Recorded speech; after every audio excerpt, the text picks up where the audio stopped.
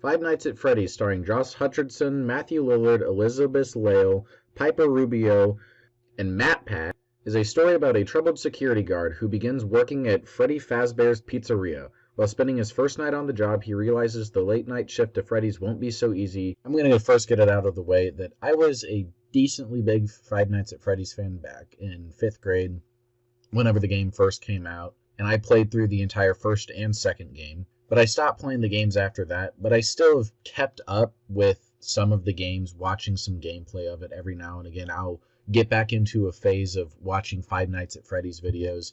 I mentioned that Matt Pat was in this movie. I've watched some of his lore videos. It's just something that I have on in the background every now and again. So when I heard that they were making a movie about it, I was pretty excited. I had absolutely no expectations going into it whatsoever. I figured that the movie would be absolutely horrible, but that I would have a good time with it being just fun bad. But I'm happy to report that I honestly just had a good time with this movie. Yes, there was definitely some fun bad moments, but again, overall, I just had a really good time. So let's get into some of those positives.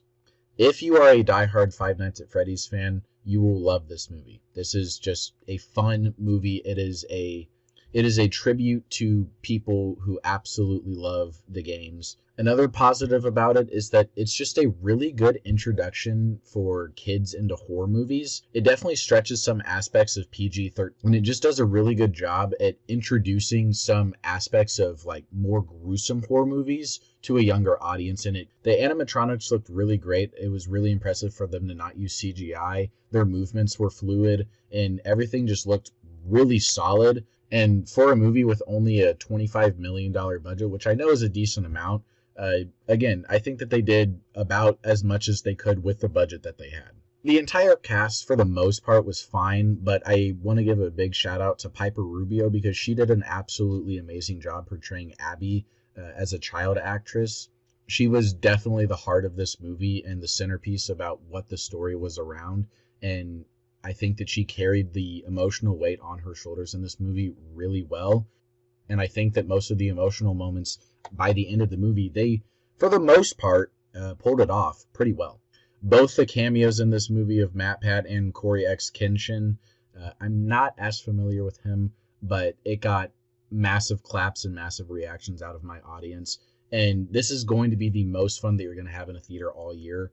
The crowd got very into it. They were very self-aware about how silly some of the things in the movie were. But again, it was just a fun time to be in the theater with a bunch of diehard FNAF fans and people who are kind of like me, who grew up with Five Nights at Freddy's and still kind of check in on it every now and again.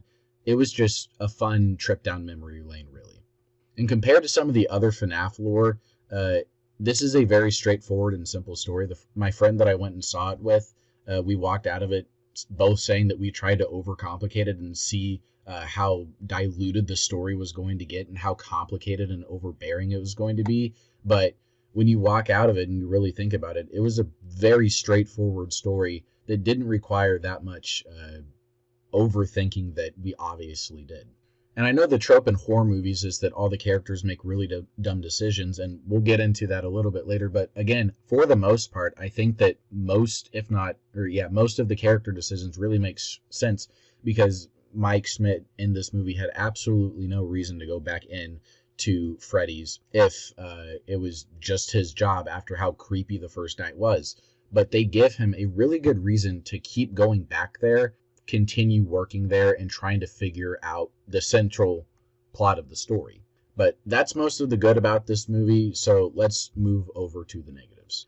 Like I mentioned, some of the emotional moments don't land, specifically with Vanessa. She's probably my biggest issue with this movie because her character choices made no sense. She was just kind of the dumb person that you're just like, that. Why would you do that?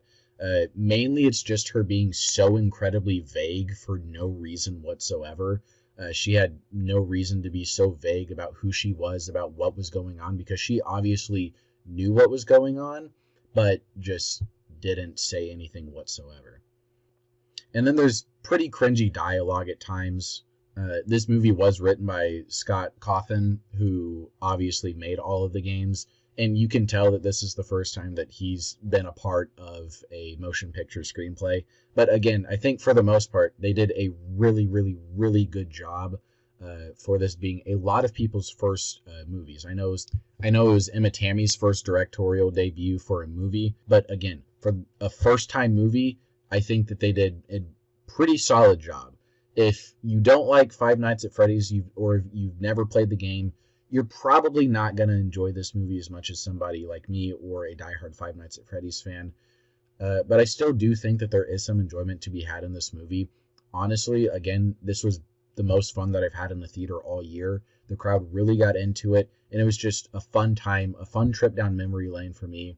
And honestly, I'd give this movie a solid 3.5 out of 5 stars because it was very self-aware. It knew what it needed to be, and it got the job done. And overall, had a fun time.